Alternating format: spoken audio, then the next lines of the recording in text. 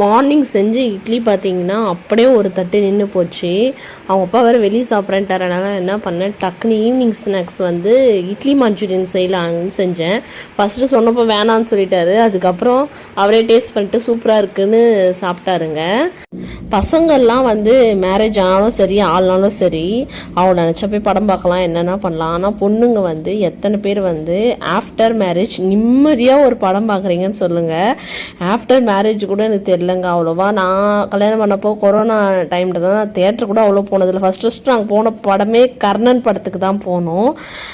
அப்புறம் அவ்வளோ தனு பிறந்தேன். அதுவே நான் 5 மந்த் ப்ரெக்னெண்ட்டாக இருந்தேன் அந்த டைமில்.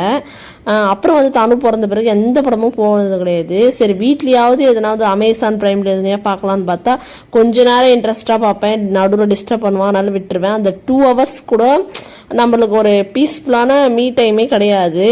அப்படியே கிடைச்சாலும் அது வந்து நடுராத்திரில தான் கிடைக்கிற மாதிரி இருக்கும் அவன் தூங்கின பிறகு. அந்த டைமில் நம்ம தூங்கலன்னு வச்சுக்கோங்களேன், மார்னிங் நம்மளால் ஒரு வேலையும் செய்ய முடியாதுன்ட்டு தூங்கவே மாட்டேன். இதனாலே நான் படம் வந்து பார்க்க கூட மாட்டேன். ஏன்னா நம்ம ஃபஸ்ட்டு ஒரு இன்ட்ரெஸ்ட்டாக ஒரு 1/2 மணி நேரம் பார்த்தோன்னா எனக்கு அதே திங்கிங்காக தான் இருக்கும். ஐயோ என்ன சீன் அடுத்தடுத்து என்ன பார்க்கணுன்ற மாதிரி தான் இருக்கும். இதுக்காக தான் நான் சுத்தமாக படம் பார்க்குறதே அவாய்ட் பண்ணிட்டேங்க.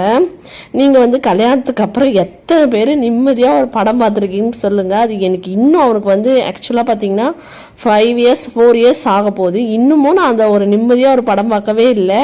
நீங்களும் இது வந்து பண்ணியிருக்கீங்களான்னு மறக்காமல் கமெண்ட் பாக்ஸ் பண்ணுங்க. Tata bye bye.